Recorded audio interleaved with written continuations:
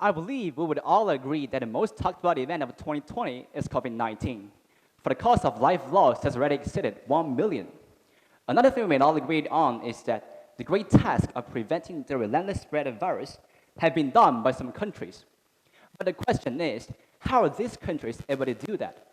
Supervising the prevalence of an amorphous virus cannot depend only on people. One powerful weapon contributing to the control of COVID-19 is the use of big data. What is big data? It is obviously not some large numbers like 1,000 trillion. Instead, it is a non-imaginably large data set with two characteristics: the high speed of flow and the wide variety of information. Look at everything around us. The chairs we're sitting, the clothes we're wearing, and even ourselves.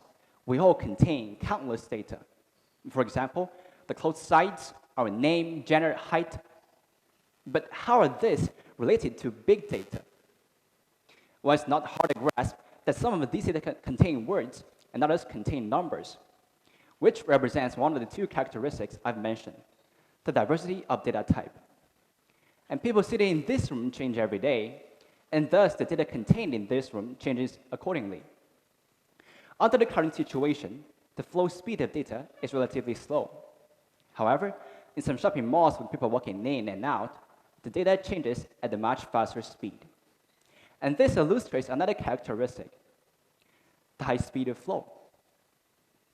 Big data sounds like something we get access to every day, but how does it affect our daily life?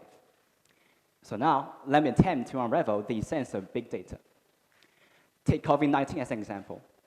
Firstly, resorting to big data, we can locate every person or every family accurately, which means once there's something happening in a specific place, an outbreak, teams of experts can be there without any delay. Secondly, with the power of big data and help from power supply plans, experts can discover slight differences between one household and another, and are thus able to detect possible problems, like an outbreak of fever. Thirdly, it is impossible for a limited amount of doctors to check the CT scan results of a countless number of patients. But AI, with the help of big data, machine self-learning, can assist doctors to analyze the images and dig out possible patients.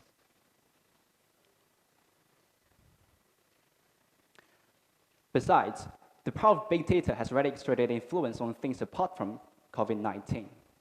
Someone may say, the outbreak of COVID-19 is just an unexpected emergency. However, the life of humans is related more closely to big data. Let me give you more examples to make myself understood. First, at the basic level, we can enjoy the life we're living as a result of the use of big data. Almost everyone that's shopping online now, right? That's not something new. However, the moment we switch on our phones and view the applications, big data is doing its work. The sellers on a specific application want to let us know what they sell and how their products are. For example, it's more likely for sellers to introduce high-end glasses to a nearsighted person than someone who doesn't need it. But the question emerges, how can the sellers or the programmers know the interest or need of every person? Well, every time the people view the application, the sellers or the programmers can get access to our interest or need, and the next time the particular person view the application, things that match his or her interest or need will be displayed, which will alleviate our work, search for the things we want. Second, from companies' perspective, big data is also important to them. Nowadays, companies ranging from still producing factories to emerging factories like internet companies all depend on big data to develop better. But how can big data help?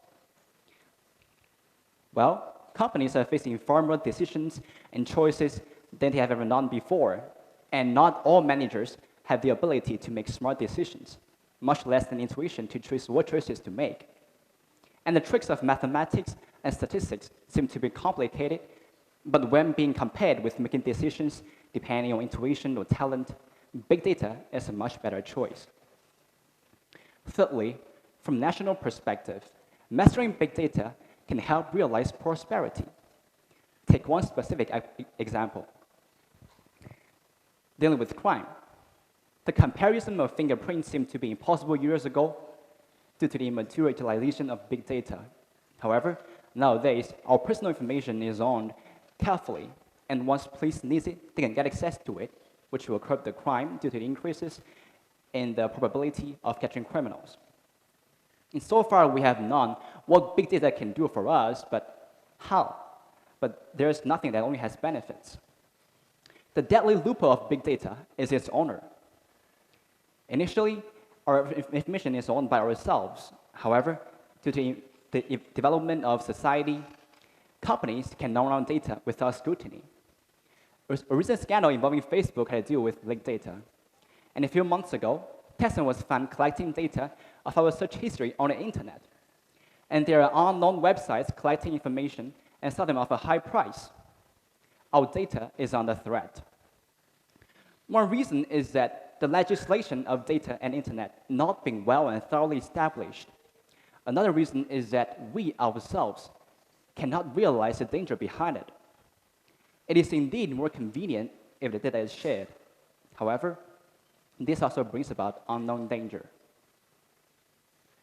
Although there may exist danger when exploring big data, we should still try to make efforts to develop the potentials of it. The development of society should not be stopped by risks. Thank you.